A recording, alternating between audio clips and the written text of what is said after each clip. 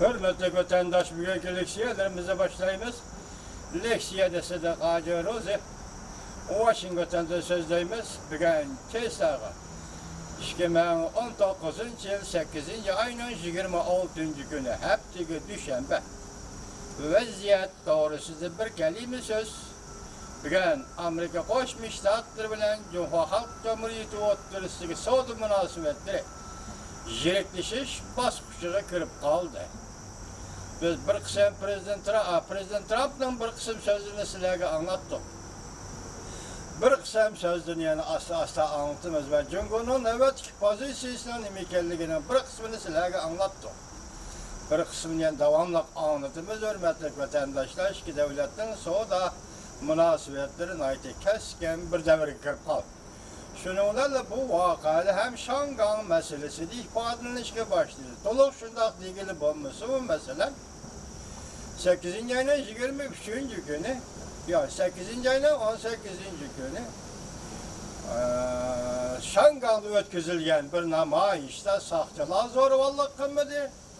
Ya ki namayişçiler zorvallık kılmadı. Digidek bir hafta geçi yüzlengen ya ki götürülgen Şangan'daki namayişte saççılarımız zorvallık kılmadı, kralarımız zorvallık kılmadı.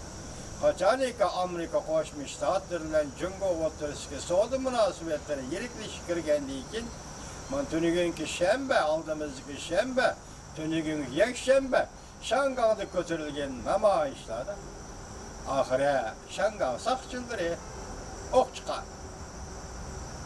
Bunun keyinki terakkiyata kandak oldu. Vaziyetke ergişip sizlerle birlikte otağında analiz yürgüzümüz.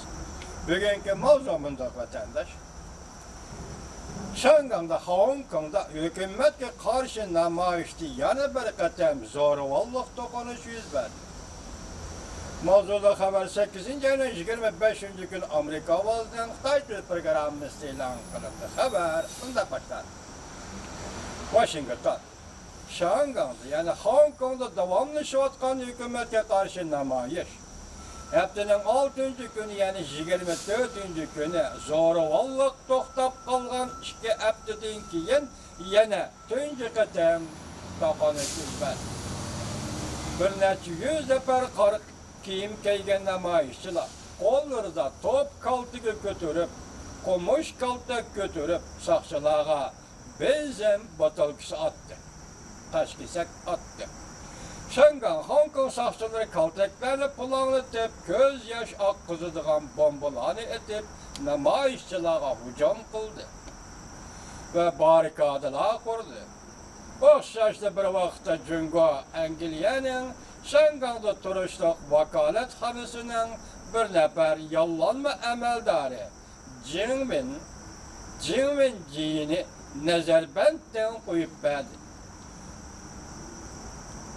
O Shenzhen shahrida 15 gün nazarbandda tutib turildi. Shenzhen soqchi taraf, Shenzhen shahri soqchi taraf bundoq dedi. Jingminji soqchi qonuniga xiloflik qildi.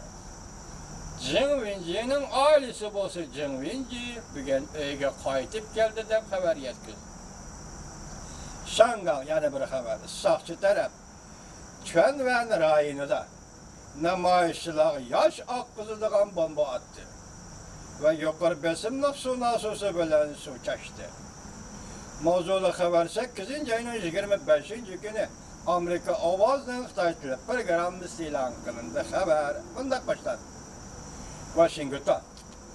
Şangan'da minglagan, yüz minglagan shahar aholisi qattiq yog'ayotgan yomg'irga qaramay, Şangan'da texamizor o'zini o'zi boshqarish huquqini qo'lga keltirish uchun Şangan'da, yani Hong Kong'da doirlarning va soqchi tarafning shahar aholisiga erkin fikr bayon qilish huquqi berishini va bu huquqni qo'g'dashni talab qilib namoyish o'tkazdi.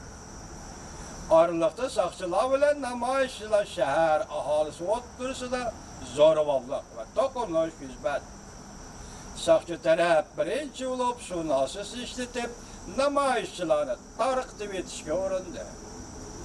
Yakshanba günü bir meydan yani tünügün bir meydan zor kölemlik namayış.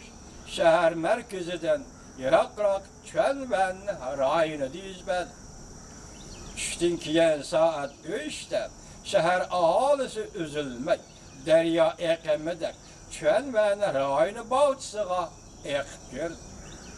Namayışçılar gayret kıl, şangan gayret kıl. Cing cing, din cing yöğüt, tahtın köş, dep şuar dolu de. Şangan. Hong Kong yukarı dercilik özü başkuruş, hukuka bir işin talep kıldı. Dikkat vatandaş. Namayışının talepleri özgür vatıcı mı?